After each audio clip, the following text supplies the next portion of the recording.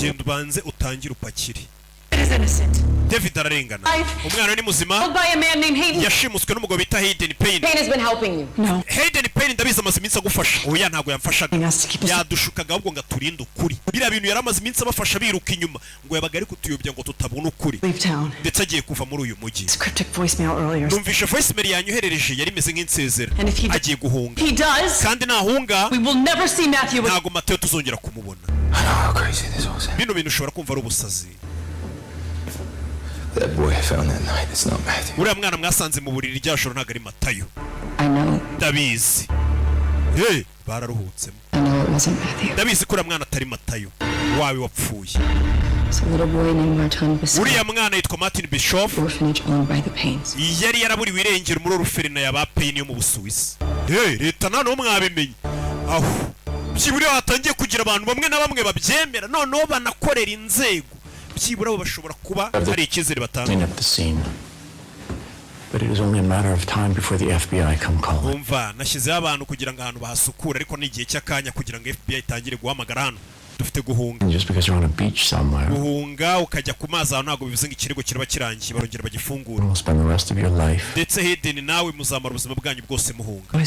Andi mahitamo dufite n'ayahe. I think Matthew Burrows might still be. Abantu baratekereza ko uriya mwana Matayo Burrows ari muzima. Ashobora kuba ari muzima. What if he wasn't? Ese aramutse abaye atari muzima. Urashaka kuvuga iki? What if he died that night? Ndavuze ngo aramutse abaye yarapfuye rya joro. Umurambo we n'ugaragara. Nta kintu cyaguhuza na biriya bintu. Nta n'impamvu yo guhunga ngo muve hano mugende. As the world is concerned, umva. He is a pain. Uriya mwana nk'uko isi bizi ni Payne. He may be the last of the Payne. Ndetse ashobora kuba ari nawe wanyuma muri ba Payne.